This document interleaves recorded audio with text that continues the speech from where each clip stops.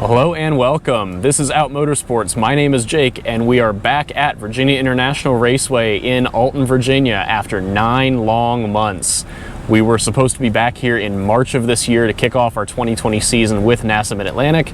Unfortunately, because of COVID, that didn't happen, and our first kickoff event was at Summit Point Raceway last month. But we are here. We have a 3-day event with a day of testing and 2 days of racing, so let's get right to it.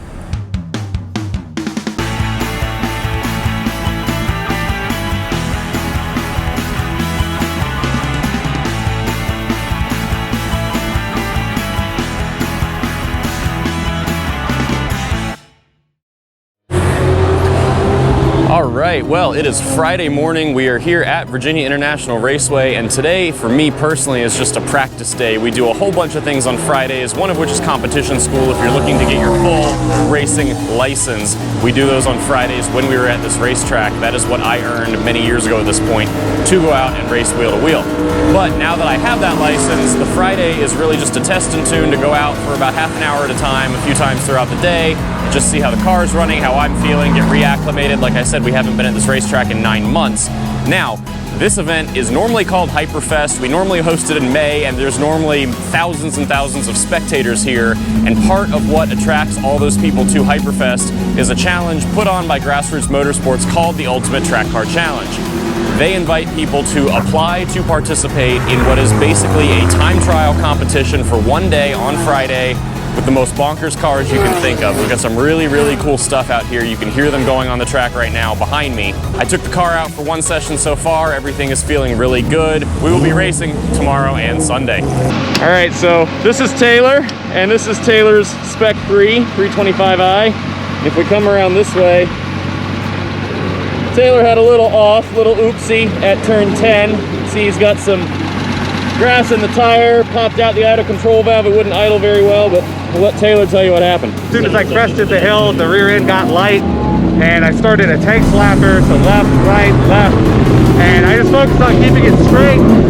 Went for a ride, spun around a few times, popped the wheel off, popped off some lines, had to get towed. So everything's okay now. So we had a really good day of practice all around. We had some people earn their competition licenses in our comp school, and I had a nice day driving the purple car, getting reacclimated to its behavior here at VIR, getting reacclimated to the track. Today is the first of 2 days of racing.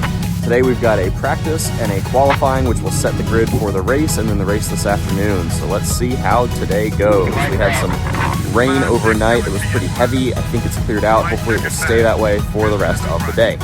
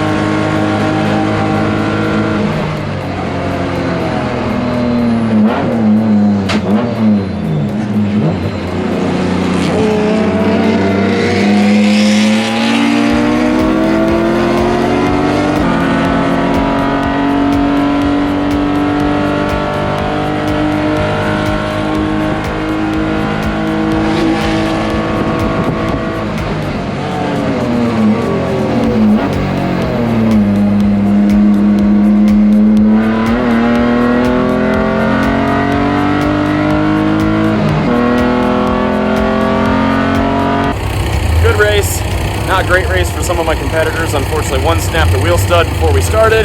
The other ended up with a small fire and had to pull off. And because of that fire, our race ended under caution. But I came in on the podium, and because of that, I am here at the dyno. So we're gonna check power. They already checked our weight, and I came in at weight, so that's good. Let's see what we do for power numbers.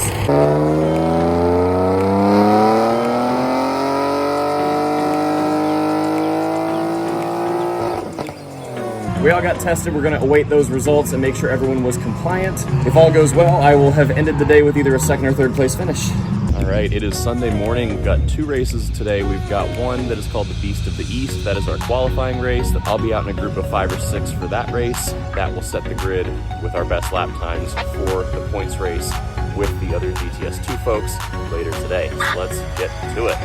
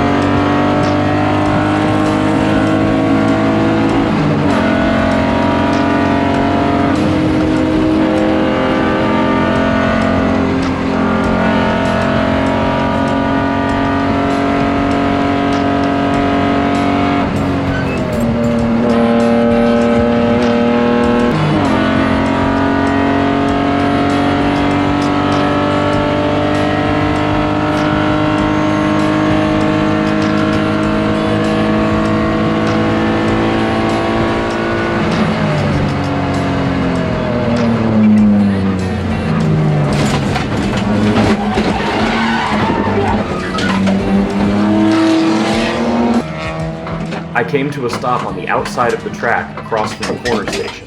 Normally, drivers are required to stay belted in their car even if the car is disabled.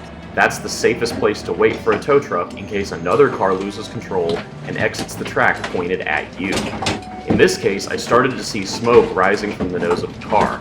My off-roading managed to put a hole in the oil pan, and the hot oil that leaked out was smoldering on the dry grass below the car. Fire is the one instance where drivers are instructed to bail and get to safety. I exited the car and ran down the small hill to wait for assistance behind the tire bundles and guardrail. Thankfully, the grass put itself out and the car was not affected by the small, brief fire. I walked back to the BMW once the track was cold and emergency crew arrived. We were able to flat tow the car in behind their truck as everything rolled, turned, and stopped just fine. Well, Beast of the East did not go as planned. Unfortunately, I went to brake a little bit too late at the end of the back straightaway and didn't pull it off. I ended up taking the grass on the inside of the track because that's where I could go, and at that point the cars in front of me had already turned in, and I managed to come across and catch someone in their passenger door. Fortunately, both of us are okay. Both cars are relatively okay, although mine is done for the weekend.